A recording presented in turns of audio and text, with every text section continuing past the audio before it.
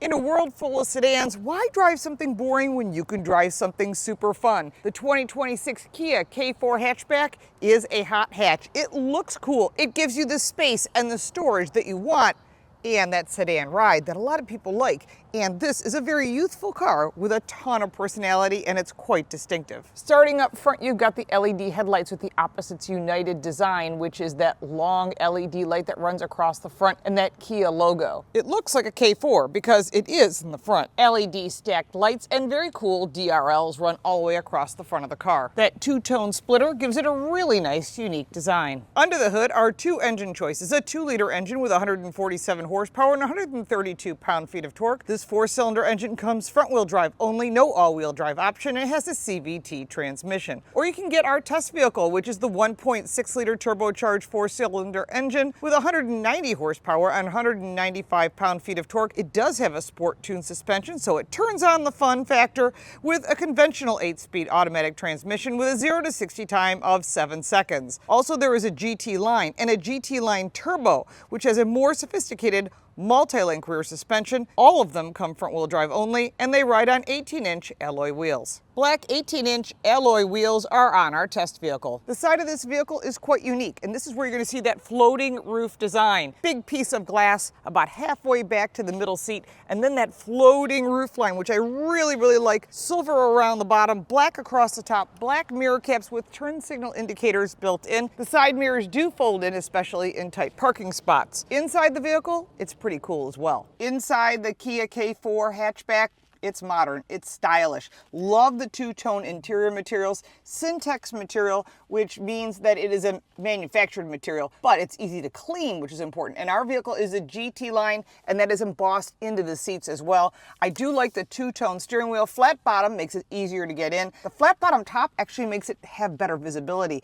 A lot of manufacturers are doing that. And then you look at this gigantic 12.3-inch screens that are curved toward the driver, buttons that make it really easy to get to your favorite areas, and your climate controls are here. They're not buried within the center screen like some of the competitors have. Further down, you've got two USB-C charge ports as well as wireless charging, which is very nice. An actual shifter, which we don't see anymore, which I personally prefer versus all these buttons and dials. Start-stop button is here. Auto hold, which is nice at a traffic light, so you can take your foot off the brake and the vehicle won't roll. To the right side of the shifter is a button for your 360 camera, which is crystal clear. Some of the competitors, well, they all have backup cameras, but some of them aren't so clear. Further back, two cup holders, which you can customize. Push this button and the piece comes out that gives you a holder if you need it, or open it all up and you've got area for a sandwich, your wallet, keys, whatever it is that you want. Underneath, you've got a good sized deep center console, which is padded, of course. All the materials in here are really nice. They're stylish, they're youthful,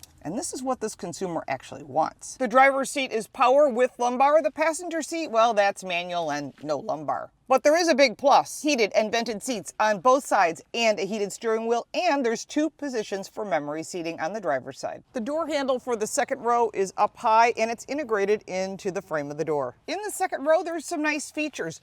Something that most people don't catch, and even the salesmen don't talk about, is behind this seat is a hook that you can hang a bag or something. I also sell something called the Bag Fix, which you can check out at thebagfix.com.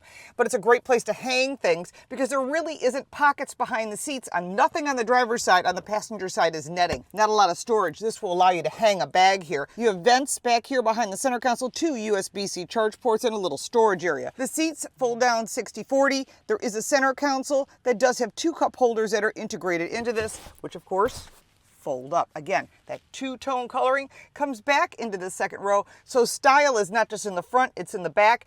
And it's important to note the Harman Kardon audio speakers are also in the door, so it's not a penalty box in the second row. The style starts in the back of this vehicle. You've got your rear wiper blade tucked up underneath this very long, very cool rear wing. Beyond that, you've got this really nice LED taillights. The K4 logo and the GT line logo is here as well. Nice and clean, carrying that look from that opposites united all the way to the back. But I really like the color of this vehicle and the styling. That's where this vehicle truly shines. 15 cubic feet of storage with the seats up. Fold down those seats 60-40 and you're at 59 cubic feet of storage, and there is a spare tire, which some of the competitors do not offer. A very nice little touch. Also, this protective cover is great for protecting your valuables in the back. One of the things I was talking about is the backup camera. You can see how crystal clear the backup camera is. In addition, there's the vehicle right there, and you can see all the way around, so you can see what's going on. I think this is fantastic. Reason I say that is it's clarity. Some of the competitors just don't have crystal clear cameras. Now, this vehicle does include the tech package, an additional $2,300, which is heated and vented seats. It includes this 360 camera, and it does have additional tech options, including additional safety. And there's that blind spot camera that I just absolutely love. I think that is a way to seal a deal on a car like this. When you own a vehicle and you want that 5-star top safety rating with all these additional features, I would order all the safety. You can always buy extra wheels or add a cool audio system. What you cannot do is add safety. And this vehicle has all of that. And again, that top safety rating is critical. Okay, let's check the turning radius. Wow, surprisingly tight. Many of the vehicles that I drive, I will tell you, do not do this tight of a turning radius, which means it's easier to get into parking spots, easier to get in your garage, and all those different types of things that we do every day. There is a drive mode button that is below the steering wheel. We're going into sport mode now. It's going to give it a little extra zip. Again, this is a regular transmission. It is not a CVT. I am not a fan of CVTs, but I also like more performance. So if that's not a difference for you one way or another, this vehicle could be perfectly fine with a smaller motor, but I really like the styling on the hatchback. As soon as I saw it when it came out, I was really impressed. We did a short video on it, but I have to tell you, immediately I knew this was going to be a winner for Kia. Overall, this vehicle is just easy to drive, and I think that's one of the factors that made the K4 popular, and bringing in the hatchback version of this just gives you some options. If you don't want everybody's driving a boring sedan, well, you can have a very cool sedan. The kids call these hot hatches, and again, there's a lot of competitors. We'll talk about that competitor list. Pricing is reasonable, which is nice. It starts off in that mid-20s. We'll talk about that in just a second. You don't have to have the extra tech package. I like the safety features. I think it's a good investment to get all those niceties that you like, including the heated seats. They're usually packaged together. Kia does a nice job in making the pricing and the value on this good. And then, of course, that long warranty. That is a huge factor. Good acceleration. I'm in sport mode right now.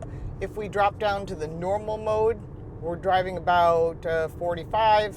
The turbo kicks in right away. This is where that transmission makes a difference versus a CVT. You can really feel the gears changing. Some people don't like that. Some people love CVTs. So take each of them for a test drive. Of course, check the dollar amounts, compare it with your insurance company, because that's going to change all the final values for you. But as far as visibility is excellent. You can see out the back, out the front. You would think there'd be limitations out the back with the hatch design, but actually, I can see everything perfectly fine. You've got your side view mirrors that are completely power and adjustable. All the little features that make you want to enjoy driving this vehicle. Those cameras make a big difference, and I think when you test drive all the competitors, that's why Hyundai and Kia have done so well. People love these blind spot cameras. It's always nice to see what's going on around you. A lot of things happen at traffic lights. Let's take a look at my pros and cons, the competitor list, and of course, the most important part, the price. Don't forget that all of our car news is on Car Coach Reports, and our radio show, The Drive, is syndicated coast to coast.